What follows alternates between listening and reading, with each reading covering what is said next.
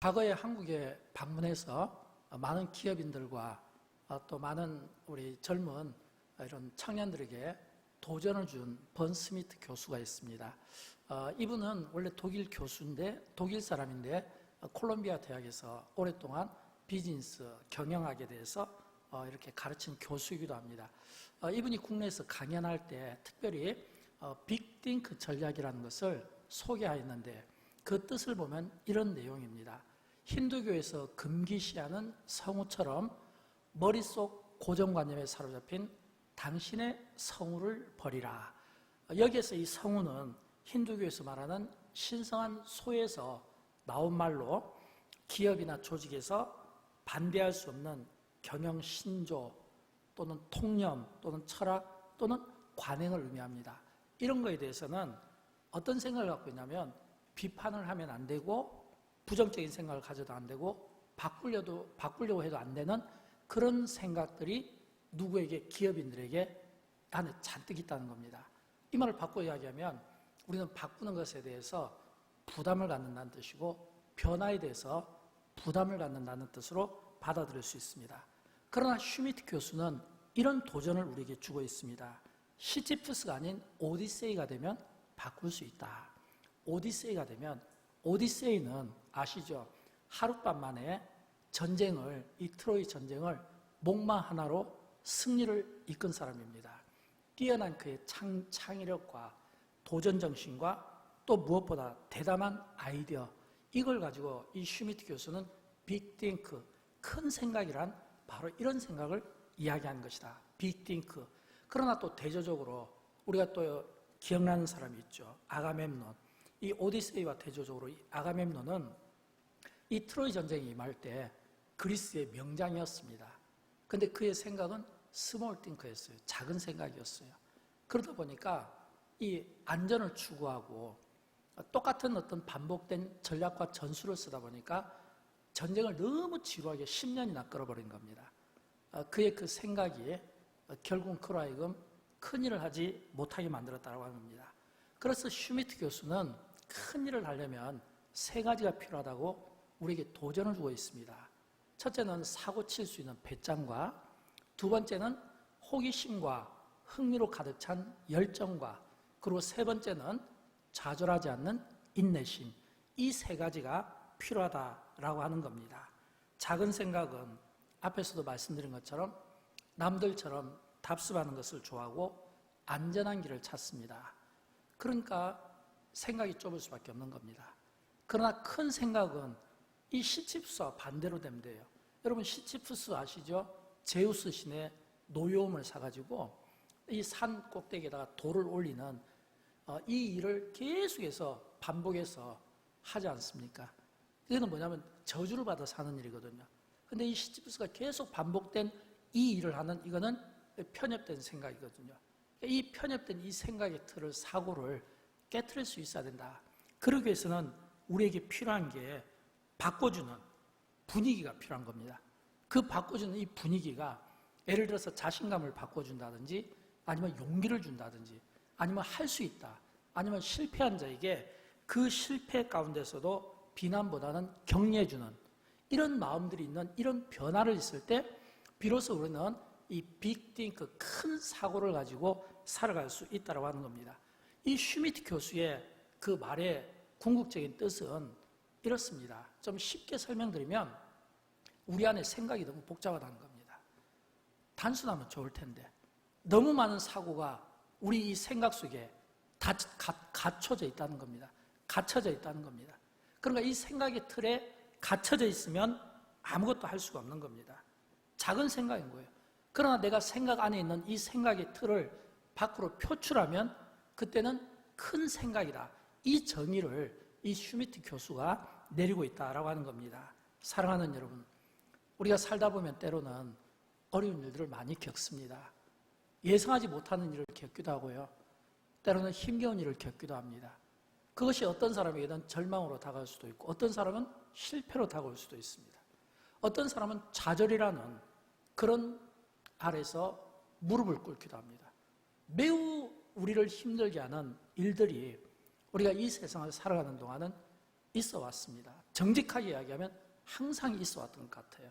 과거에 제가 어렸을 때도, 제가 청년기에도, 제가 중년기에도, 지금도 항상 어려운 일들은 늘 우리 앞에 닥쳤던 겁니다. 기간이 짧을 때는 이 어려운 일들이 크게 문제가 되지 않아요. 왜냐하면 이겨낼 수 있습니다. 기간이 짧기 때문에. 그러나 기간이 길으면 이야기는 달라집니다. 아무리 내가 믿음이 있는 것 같고 긍정적인 사고를 가지고 있는 것 같지만 예상하지 못했던 일 앞에서 그 기간이 점점 길어지다 보면 낙심이 될 때가 있고, 때로는 실망될 수도 있고, 때로는 어떤 좌절감 앞에 결국은 굴복당할 수밖에 없는, 어떻게 보면 이게 인간의 연약함이고 한계라고도 볼 수가 있습니다. 그런 마음들이 우리 모두에게는 조금씩은 다 있어 보이는 것 같습니다. 그래서 우리는 어떤 외부의 상황이 힘겹게 느껴질 때 그 힘겨운 외부의 상황을 극복하고 이겨낼 수 있는 비결을 우리는 내부에서 찾아야 됩니다. 내부에서 찾아야 된다는 것은 어떤 의미냐면 마음이라고 저는 생각합니다. 마음. 여러분, 우리가 성경을 보게 되면 이 성경에서 마음과 관련된 단어가 얼마나 나올까요? 마음과 관련된 구절이 구약 성경에서 한 800번 이상, 신약 성경에서 200번 이상, 예수님께서 공생의 기간에도 마음에 관한 말씀을 참 많이 해주셨습니다. 이것은 성경은 그처럼 마음과 관련된 많은 구절들을 우리에게 들려주고 있다는 것은 그만큼 마음이 중요하다는 겁니다. 그 가운데 우리가 몇 구절만 한번 자막을 통해서 보도록 할까요? 잠언 4장 2절에 보면, 23절에 보면 내 마음을 지키라 생명의 근원이 이에서 나면이라. 마음을 지키는 것이 중요하다고 합니다. 빌립보서 2장 2절에 보면 마음을 같이하여 같은 사랑을 가지라고 말씀하고 있습니다. 빌립보서 2장 5절 너희 안에 이 마음을 품으라 곧 그리스도 예수의 마음이니. 마음을 품으라고 합니다. 골로새서 3장 15절 말씀 그리스도의 평강이 너희 마음을 주장하게 하라. 마음을 주장하게 하라. 골로새서 2장 23절 무슨 일을 하든지 마음을 다하여 주께 하듯 하고 사람에게 하듯 하지 말라. 이런 말씀들이, 이런 구절들이 몇 번 나온다고요? 1000번 이상 나온다는 겁니다. 그만큼 성경은 오늘 우리에게 이 마음의 중요성에 대해서 가르치고 있는 겁니다. 왜일까요? 이 마음, 이걸 다른 말로 바꾸면 감정이 되기도 합니다. 마음을 잘 다스려, 이 말은 감정을 잘 다스리라 라는 말과도 같은 말로 쓰여지고 있습니다. 사람들이 감정대로 살기 때문입니다. 감정을 다스리지 못해서 얼마나 많은 인간관계가 깨어지는지 알 수 없습니다. 감정을 다스리지 못해서 좋은 기회들을 놓쳐버리기도 합니다. 우리가 감정대로 살면요, 하나님이 주신 기회를 놓쳐버리는 일들을 많이 경험하게 됩니다. 그래서 우리에게는 하나님이 중요하고 우리의 마음이 하나님께 향하는 것이 중요하고, 그래서 성경은 많은 경우 우리에게 하나님을 의지하라, 하나님을 의뢰하라, 하나님을 믿으라, 이런 말씀들이 수없이 또 우리에게 많이 들려주고 있는 것을 보게 됩니다. 에레미야서 17장 7절에 있는 말씀 우리 같이 한번 읽어보도록 할까요? 여호와를 의지하며 여호와를 의뢰하는 그 사람은 복을 받을 것이라. 아멘. 여러분, 이 말씀도 마음이거든요. 우리가 마음, 감정에 좌우되지 않는 이런 안정된 마음 가지고 여호와를 의지하고 여호와를 의뢰하면 그런 사람에게 하나님의 복이 임한다는 것을 우리에게 들려주고 있다고 하는 것입니다. 우리가 살아가다 보면 때로는 우리가 감당하기 어려운 문제가 마치 큰 파도처럼 우리를 향해서 막 이렇게 공격할 수 있습니다. 또는 썰물처럼 오기도 합니다. 또 어떤 분에게도 이미 빠져나가는 분들도 있을지는 모르겠습니다. 살아가다 보면 우리의 삶의 현장에서는 이런 어떤 인생의 파도들이 항상 있어 오고 있고, 그 인생의 파도들 앞에서 우리는 항상 질문하게 됩니다. 하나님, 왜 이런 고난을 나에게 주시나요? 왜 이런 시련을 나에게 주시나요? 왜 이런 아픔들을 자꾸 나에게 주시나요? 우리는 그렇게 질문할 수 있습니다. 그러나 내가 믿음이 있고 우리가 믿음이 있다는 것은 우리의 질문에 그 점 강도를 조금 더 성숙하게 할 필요가 있습니다. 하나님, 왜 나에게 이런 어려움을 주시고 이런 고난을 주십니까? 질문할 수 있어요. 그러나 또 한편으로는 하나님이 주신 고난이라고 믿고, 이 모든 역사를 창조하시고 이 모든 역사를 주관하시는 분이 하나님이심을 믿고, 하나님이 이 어려움과 이 환경을 주셨다면 또한 그 환경 가운데 일하심을 믿고, 믿음의 마음으로 내가 이겨내겠다고 하는 그런 마음을 가지고 우리의 마음을 드릴 때 그런 자에게 합력해서 선을 주시지 않겠습니까? 저는 여러분, 우리가 어떤 어려움들을 우리가 만나게 될 때 그 어려움 앞에서 불평하기보다는 그 가운데서 일하시는 하나님께 우리의 시선을 집중하고 그 가운데서 일하시는 하나님께서 합력해서 선을 주실 것을 믿는 믿음 안에서 오늘 우리의 믿음이 단단하게 굳세게 반석 위에 우리가 세워지기를 원하고 그 안에서 우리가 하나님 앞에 기도하고 예배하는 축복이 있기를 주님의 이름으로 축원드립니다. 저는 그런 의미에서 오늘 다윗의 이야기를 여러분에게 좀 들려드리고 싶습니다. 왜냐하면 이 다윗을 보면 참 연민을 많이 느낍니다. 왜냐하면 이 다윗은 그 성경의 결론이 하나님의 마음에 합한 사람이고 하나님의 뜻을 이 다윗을 통해 다 이루겠다고 말씀하실 정도로 이 다윗은 진짜 결과가 너무 좋은 사람이에요. 아름다운 사람이에요. 그러나 우리가 한편으로 또 다윗을 보면서 동정하는 마음도 있습니다.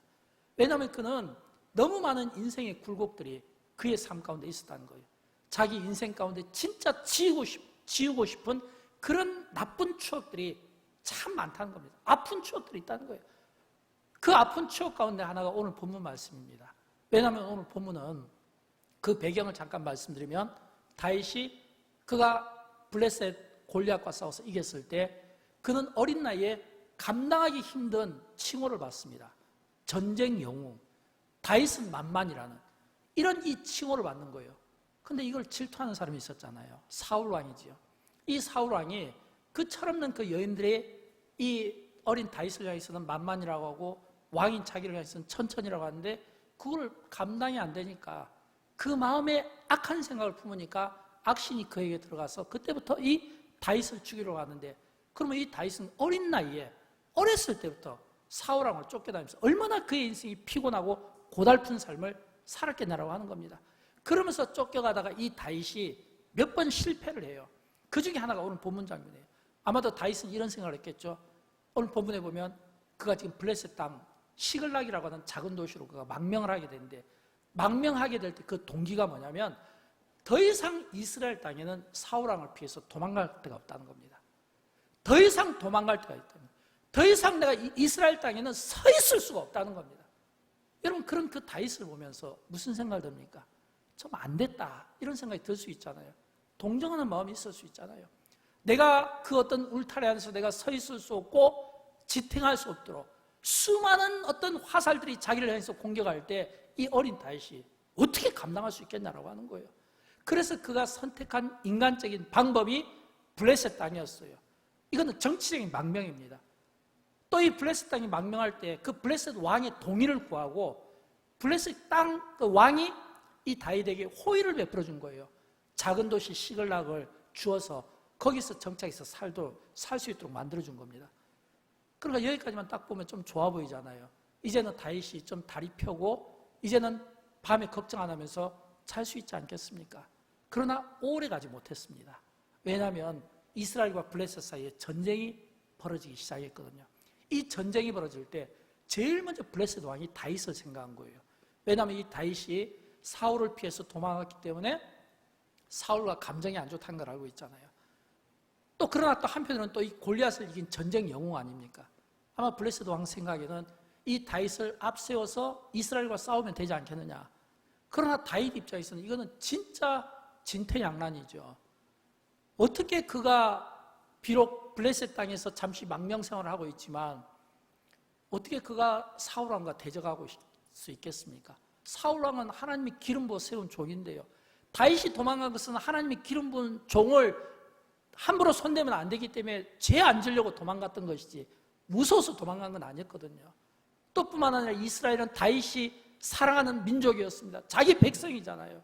어떻게 다윗이 자기 백성 형제들에게 칼을 겨눌 수 있겠냐라고 하는 겁니다. 그렇다고 해서 또 전쟁에 참여하지 않을 수도 없습니다. 왜냐하면 그가 지금 블레셋 왕으로부터 지금 그 호의를 받았잖아요. 어떻게 참여하지 않을 수 있겠습니까? 그래서 할 수 없이 전쟁에 참여할 때 이 다윗의 발걸음은 얼마나 무거웠을까? 저는 이런 하나하나를 보면 이게 전부 인생의 한 모습이라고 생각한 거예요. 얼마나 그 걸음이 무겁겠습니까? 그러나 다행인 것은 하나님께서 이 블레셋 방백들의 마음을 다윗을 불신하게 만들어서 이 방백들이 블레셋 왕에게 계속해서 요청을 하는 겁니다. 왕이요, 이 다윗이 이 블레셋 그 깃발을 들고 제일 앞에 전쟁한다고 나갔는데 혹시라도 등을 돌려서 우리를 공격하면 어떻게 합니까? 이 다윗을 믿지 못하겠다고 하는 이 방백들의 이 계속된 이 조서가 결국에는 이 왕의 마음을 바꿔서 다시 망명지 시글락으로 돌아가게 합니다. 오늘 본문에 보면 1절에서 이 시글락을 떠났다가 다시 시글락으로 돌아온 기간이 3일이라고 되어 있습니다. 3일. 근데 이 다윗이 이 3일 동안 그 자기의 삶의 터전인 이 시글락 그 자리를 비웠을 때 끔찍한 일이 일어납니다. 끔찍한 일이라는 것은 그 옆에 아말렉이라고 하는 호시탐탐 노리고 있던 이 아말렉이 블레셋이 전쟁에 나가고 다윗이 전쟁에 참여하고 용병으로 참여하고 다윗의 백성들이 다 따라가니까 남은 것은 부녀자들하고 애들하고 재산밖에 없을 거 아니에요. 그래서 이 아말렉이 이 시글락에 들어가서 완전히 시글락 마을을 다 부수고 불태우고 그리고 이 여자와 아이들을 다 잡아가는 이 3일 후에 딱 이 다윗이 그 병사들하고 오니까 남은 것은 불에 탄 잿더미밖에 없더라는 거예요. 불에 탄 잿더미밖에. 여러분 그때 그 다윗과 그를 따랐던 그 백성들의 마음이 어떻겠습니까? 찢어지지 않겠습니까? 그 3일 동안 그 자리를 비웠는데 그 비운 자리에 그냥 화마가 지난 것이 아니라 전쟁의 말바꾸들이 지나가고 살상이 이루어지고 그리고 사랑하는 가족들과 여인들은 자녀들은 다 전부 전쟁 노예로 끌려가고 집은 잿더미밖에 없는 그 상황 속에서 그들이 할 수 있는 게 뭐가 있겠냐라는 거예요. 우는 것밖에 없어요. 울을 힘도 없어요. 오늘 본문 4절을 보면 다윗과 그와 한 백성이 울 기력이 없도록 소리를 높여 울었더라. 울 기력이 없도록 소리를 높여 울었더라. 울다 안 되니까 이제는 고골하고 꺼이꺼이 하면서 아마도 그 비통한 심정을 토해내지 않았겠습니까? 그 비통한 심정, 다윗도 울었을 것입니다. 그 백성들도 울었을 것입니다. 근데 다윗을 더 힘들게 하는 상황이 또 돼요. 이번엔 더 힘들게 한 것은 다윗과 함께 갔던 그 백성들, 이게 다윗의 용사들이잖아요. 이스라엘 때부터 사울을 피해서 다니면서 목숨 걸고 생명을 내걸고 다윗에게 충성했던 그 백성들이요.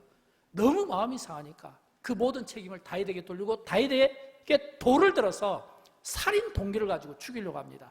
본문 6절이 그 말씀이거든요. 한번 같이 읽어보도록 할까요? 백성들이 자녀들 때문에 마음이 슬퍼서 다윗을 돌로 치자니 다윗이 크게 다급하였으나, 여러분 여기서 다윗이 크게 다급하였다라는 이 다급하다라는 말은 히브리 말로 야차르인데 누르다, 막 가위 눌리는 것처럼 막 누르다. 그래서 큰 스트레스로 인해서 몹시 괴롭고 난처한 상황을 이야기합니다. 이게 말이 그렇죠. 말이 그렇죠. 그가 전쟁터에 나가기 전 블레셋 왕의 이야기를 들었을 때 거절하지 못하는 그 마음이 정말 그 전쟁터 나갈 때 그 걸음은 얼마나 무거운 걸음이었겠습니까? 다행히 거기에서 전쟁을 안 하고 돌아올 때 그 걸음은 가벼운 걸음이었을 텐데, 그러나 막상 돌아보니까 이거는 전쟁터보다 더 비참한 폐허 상황에서 모든 것은 불타고 아무것도 없고, 그리고 사랑하는 가족과 아이들은 다 쫓겨나고, 그래도 그나마 다윗의 용사들이 그에게는 위로가 되었을 모르는데, 이제는 다윗의 그 백성들이 자기 자식과 가족들을 빼앗겨버린 것에 대해서 그 가지는 그 분노가 다윗을 향한다 이 말이에요. 다윗도 백성들과 똑같이 사랑하는 아내도 빼앗기고 가족도 빼앗기고 재산도 빼앗기고 똑같이 고통을 받지만, 그러나 믿었던 의지했던 이제는 그 백성들조차도 이 다윗을 향해서 질타하니까 이 다윗이 머물 곳이 어디에 있겠냐라는 거예요. 이 다윗의 그 마음을 시편에서 표현한 부분이 나와요. 시편 102편 6절과 7절을 보면 이 다윗이 그 시그락에서의 그 잿더미에서의 고통스러운 상황을 이렇게 표현한 거예요. 나는 광야에 올빼미 같고 황폐한 곳에 부엉이 같이 되어 싸우며 내가 밤을 새우니 지붕 위에 외로운 참새 같으니이다. 올빼미, 부엉이, 참새. 여러분 이게 무슨 힘이 있습니까? 올빼미, 부엉이, 나는 외로운 참새 같다니. 이게 지금 이 다윗이 얼마나 자기 인생이 비통하고 얼마나 참담하며 얼마나 외롭고 얼마나 슬픈 인생인가를 보여주고 있다고 하는 겁니다. 여러분 오늘 이 다윗의 이 삶이 얼마나 고단하겠습니까? 얼마나 힘들겠습니까? 다윗이 그가 왜 이런 삶을 그가 자초하게 되었습니까? 그가 블레셋에 갈 때는 나름대로 대안이라고 생각하지 않았겠습니까? 내가 블레셋에 가는 것이 대안이다. 내가 블레셋에 가야만 내가 사울로부터 피할 수 있고 내가 싸우지 않는다. 근데 하나님의 사람들이, 믿음을 가진 사람들이 반드시 하면 안 되는 게 있어요. 그 반드시 하면 안 되는 게 뭐냐면 블레셋 땅으로 넘어가는 거였어요. 왜냐하면 블레셋 땅은 하나님이 가장 싫어하는 땅이거든요. 블레셋 땅은 이방 나라입니다. 블레셋 땅은 우상을 숭배하는 나라입니다. 블레셋 땅은 그 당시에 세상의 어떤 이 풍수, 이 세상의 어떤 문화를 자랑하는 도시입니다. 그러므로 다윗이 그가 블레셋 땅을 건너갔다는 그 자체는 어떤 의미냐면 그 세속주의 세상을 자랑하는 그 세상 문화 속에 자기 자신을 던져넣었다 이거예요. 얼핏 보면 그것이 피하는 것 같고 대안인 것 같지만 대안이 되지 못하고 오히려 그것이 다윗의 인생의 올무가 되더라 이 거예요. 오히려 다윗의 인생을 붙잡게 되더라 이 말이에요. 오히려 다윗의 인생을 너무너무 비참하게 만드는 원인을 제공하게 됐다고 하는 것입니다. 그런 그 고통을 지금 이 다윗이 겪고 있는 겁니다. 그렇다면 우리는 이 다윗에게 찾아온 이 비극을 놓고 왜 다윗에게 이런 비극이 찾아왔을까? 그 원인과 그 원인을 우리가 한번 분석을 해볼 때 저는 진짜 이 다윗에게 붙이고 싶지 않은 그런 대답을 붙이고 싶어요. 그거는 불신앙적인 행동의 결과다. 이렇게밖에 말할 수 없어요. 여러분, 다윗이 불신앙적인 신앙을 가졌다. 여러분, 이게 말이 됩니까? 그가 불신앙적인 행동을 했다. 여러분, 이게 말이 됩니까? 우리 생각으로는 이건 진짜 받아들이기 어려운 거예요. 근데 왜 이런 표현을 쓸까요? 사무엘상 27장 1절 말씀을 한번 볼까요? 여기에 보면 이 다윗이 지금 그가 블레셋으로 망명하는 그 이유를 밝히고 있습니다. 그가 다윗이 지금 블레셋 땅에 망명할 때 그가 어떤 생각으로 망명을 했냐면 제가 좀 읽어드릴게요. 다윗이 그 마음에 생각하기를, 자기 마음에 생각하기를 내가 후일에는 사울의 손에 붙잡히리니 블레셋 사람들의 땅으로 피하여 들어가는 것이 좋으리로다. 사울이 이스라엘 온 영토 내에서 다시 나를 찾다가 단념하리니 내가 그의 손에서 벗어나리라 하고, 이게 지금 다윗이 블레셋 땅에 들어가게 된 원인입니다. 그렇다면 이 지금 본문에서 우리가 주목할 것은 다윗이 마음에 생각하기를, 이거예요. 마음의 생각. 이거는 다윗이 하나님 앞에 그 중요한 문제를 놓고, 왜냐하면 블레셋 땅으로 들어가고 이방 땅으로 가는 게 굉장히 중요한 문제잖아요. 당연히 하나님께 기도하고 물어봐야 될 다윗이 자기 마음에, 자기 소견에, 여러분, 우리가 신앙생활하면서 가끔 우리가 실수한 게 이거거든요. 내가 믿음이 좋다고 너무 자랑하면 안 돼요. 내가 믿음이 좋다, 내가 기도 생활을 많이 한다. 내가 아무리 믿음이 좋고 내가 기도 생활을 많이 해도 우리가 다윗을 통해 배운 것 중에 하나는 뭐냐면 다윗과 같이 믿음 좋은 사람도요, 하나님의 마음에 합한 사람도요, 하나님의 뜻을 이루어 나가는 사람도요, 자기 마음과 자기 생각과 자기 소견대로 행동해서 낭패를 보는 일들이 종종 있어 왔다는 겁니다. 더 중요한 것은 이 다윗이 그의 삶을 불신앙적인 행동, 다윗이 그가 지금 겪게 되는 이 실패와 그 상처가 그의 불신앙의 그 원인의 결과라고 하는 것은 이게 처음 있는 일이 아니라는 거예요. 처음 있는 일이 아니에요. 또 있었어요. 사무엘상 23장에 보면 거기서도 비슷한 말씀, 21장에 보면 거기서도 비슷한 말씀 나와요. 사무엘상 21장에서는 이 다윗이 가드 땅으로 도망을 가는 겁니다. 근데 도망을 갔는데 그것도 이방 땅이잖아요. 근데 그 가드 왕과 그 방백들이 이 다윗을 미치라는 거예요. 아니, 얼마 전까지만 해도 골리앗을 이긴 이스라엘의 명장인데 그가 이 가드 땅이니까 위협이 된다 이거예요. 여러분, 그때 이 다윗이 그 이방 나라 왕과 방백들 앞에서 어떤 표현을 취한 줄 압니까? 사무엘상 21장 13절을 보면 그들 앞에서 이 다윗이 행동이 바뀌는 겁니다. 미친 척했다 이 말이에요. 미친 척했다 이거예요. 하나님의 사람이, 믿음의 사람이 이방인들 앞에서 자기 생명을 구걸하기 위해서 이런 어리석은 행동을 하게 되는 거예요. 미친 척하고, 미친 사람의 특징 중에 하나는 또 수염이 또 막 이 침이 또 수염에 묻고 막 침을 막 흘려야 되는, 막 대문에 막 이렇게 몸을 막 부딪히는 이런 말도 안 되는 이런 엉뚱한 행동이 반복되더라는 겁니다. 그렇다면 우리가 지금 사무엘상 27장을 보고 있잖아요. 그러면 이미 사무엘상 21장에서도 다윗은 똑같은 실패를 경험했잖아요. 이런 반복된 실패를, 반복된 행동을 통해서 다윗이 그에게 찾아온 이 위기는 그의 불신앙적인 행동의 결과라고밖에 우리가 볼 수 없고, 또 이런 모습을 보면서 우리가 배우는 것이 있습니다. 무엇을 배워야 될까요? 다윗의 이 실패를 통해서 오늘 우리가 우리의 모습들을 볼 수 있어야 돼요.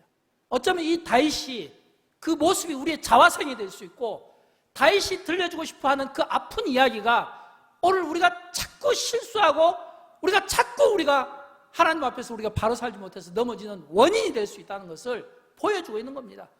그러면 왜 우리가 이런 말씀들을 배워야 되나요? 우리가 같이 다 하나님 나라에 가야 되니까. 여러분, 우리가 왜 여기에서 하나님 앞에 예배를 드리고 하나님의 말씀을 듣습니까? 우리가 다 함께 하나님의 나라에 가야 되잖아요. 함께 하나님께서 우리를 위하여 예비하신 그 영광스러운 곳에 우리가 함께 가야 되잖아요. 그러기 위해서는 우리가 이 땅에서 사는 동안 우리는 성경을 통해서 그 믿음의 사람들의 그 행적 하나하나를 통해서 그들의 그 잘못된 그 모습을 놓고 야유하고 비난하게 앞서서 그 모습을 통해서 나에게는 이런 모습이 없을까라고 하는 것을 우리가 볼 수 있어야 된다는 거예요. 저는 여러분 가운데 모두가 다 행복한 삶을 살았으면 좋겠습니다.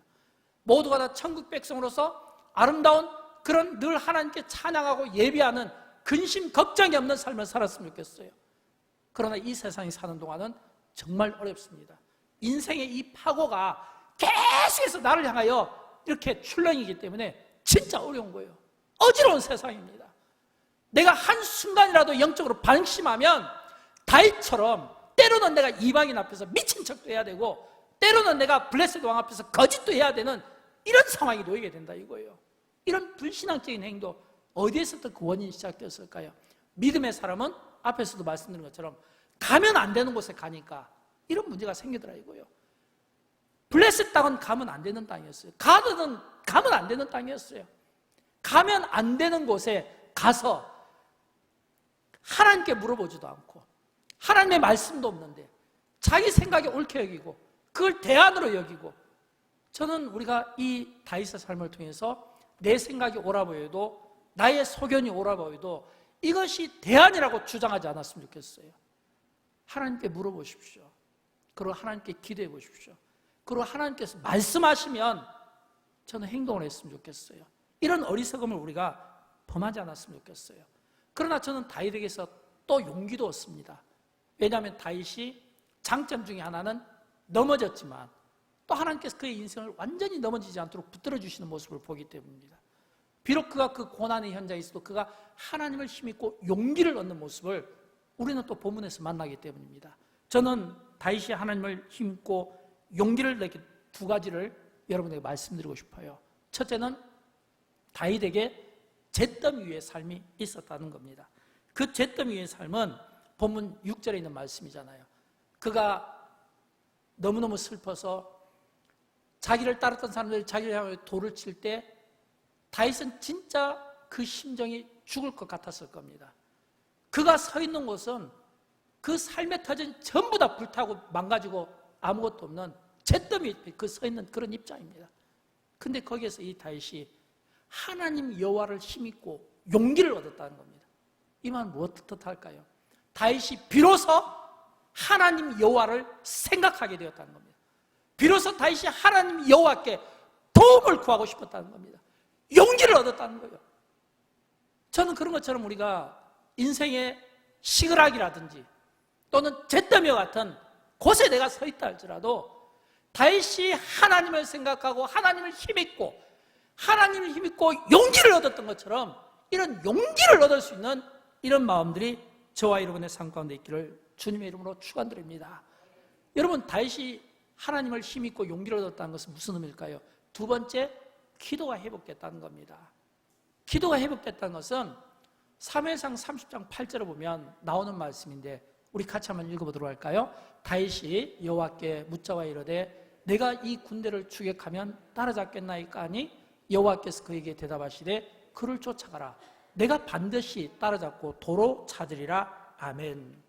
여러분, 다윗이 블레셋 땅에 들어갈 때 사무엘상 27장 1절에는 자기 마음의 생각으로 들어갔다고 했습니다.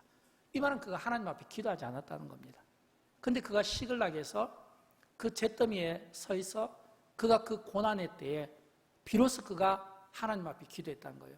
이 말은 마치 이런 뜻 아니겠어요? 다윗이 하나님께 기도하면서 하나님, 내가 이 군대를 추격하면 따라잡겠습니까? 그러니까 하나님께서 마치 기다렸다는 듯이 그래, 지금 쫓아가면 너는 반드시 따라잡고 빼앗긴 것을 도로 찾을 것이다. 이 말은 어려움은 주었지만 빼앗지는 않았다는 거예요. 다시 돌려준다는 겁니다. 마치 하나님께서 다윗에게, 이건 저의 버전이지만, 너 처음부터 기도했으면 이런 일 생기지 않잖니?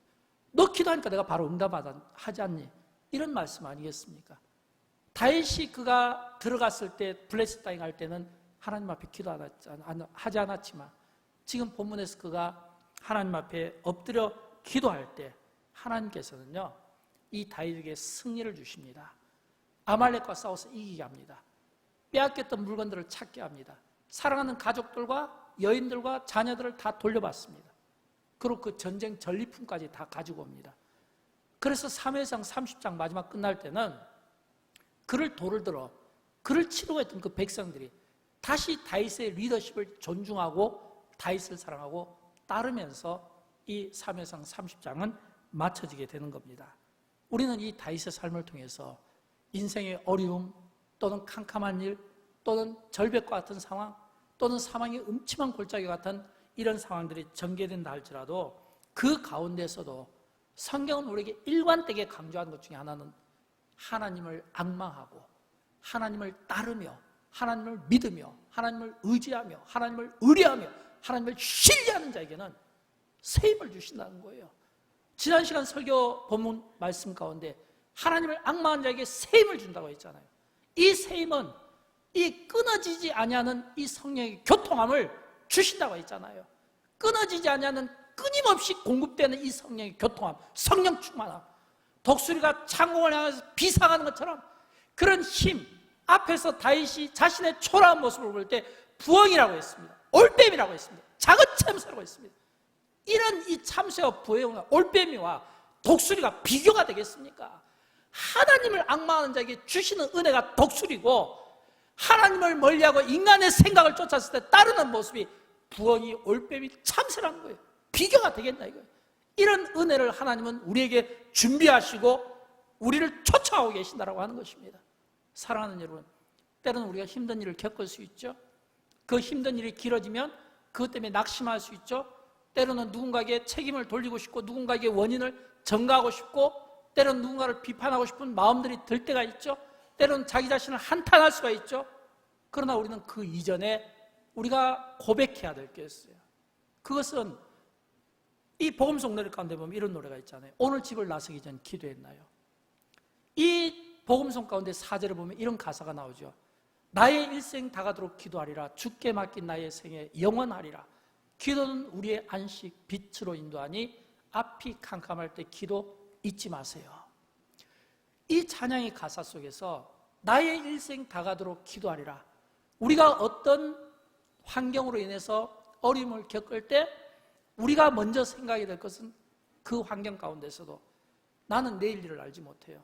그러나 그 내일을 아시고 나의 미래를 아시고 나의 장래를 아시고 우리의 미래와 한국교회의 미래와 한국의 미래를 아시는 하나님께, 역사를 주관하시는 하나님께, 전능자의 팔을 가진 그 하나님께 나를 맡기고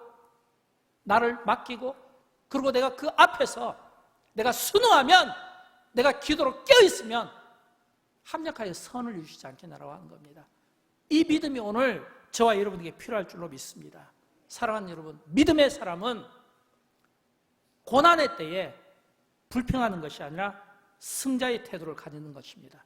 왜냐하면 하나님은 우리의 결단력을 보고 싶어 하거든요. 우리의 믿음의 태도를 보고 싶어 하는 겁니다. 여러분, 우리가 자녀를 통해서 자녀들을 키울 때 그 자녀들에게 어떤 기도 제목이 생기면 그 자녀들의 그 기도 제목을 보면서 그 아이들의 태도를 보면서 부모가 생각하는 게 있잖아요. 학생들이 시험 볼 때 그 시험 결과를 통해서 그 학생이 평가를 선생님에게 받는 것처럼 하나님은 똑같이 우리의 인생에 각각 크고 작은 기도의 제목들을 주시는 겁니다. 때로는 그것이 어떤 분에게는 고난이 될 수도 있고 풀무불 속에 때로는 탄 그런 잿더미와 같이 거기에 올려질 수 있는 겁니다. 그러나 그 가운데서 하나님은 우리가 어떤 태도를 갖는가를 보고 싶어하고 그 태도 가운데 내가 할 수 있는 것은 하고 내가 할 수 없는 것은 하나님께 맡기는 그런 믿음을 보고 싶어한다 이거예요. 내가 할 수 있는 것은 내가 할 수 있잖아요. 그러나 내가 할 수 없는 것은 내가 믿음으로 맡길 때 하나님은 그런 우리의 믿음을 보시고 일하시는 분이신 것을 믿으시기 바랍니다.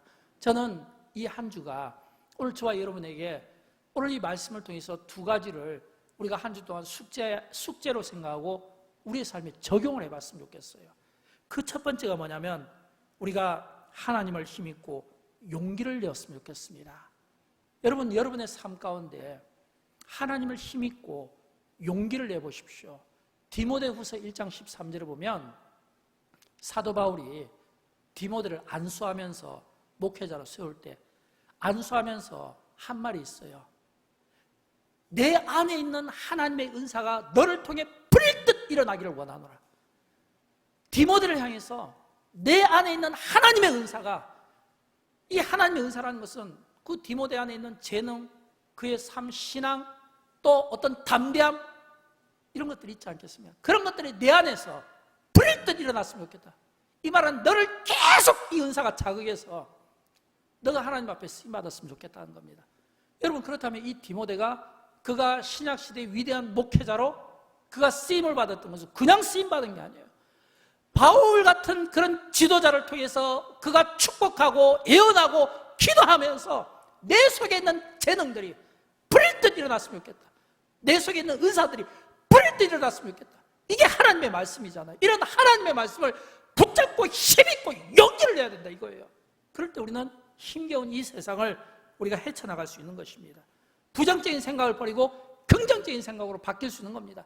마귀는 끊임없이 우리에게 속삭입니다. 안 된다, 할 수 없다, 이런 부정적인 생각을 끊임없이 집어줍니다. 그러나 여러분, 더 중요한 것은 우리 하나님이 마귀보다 더 강하다는 거예요. 마귀는 절대 하나님을 이길 수 없다는 거예요. 하나님의 그 주권 아래에 있다는 겁니다.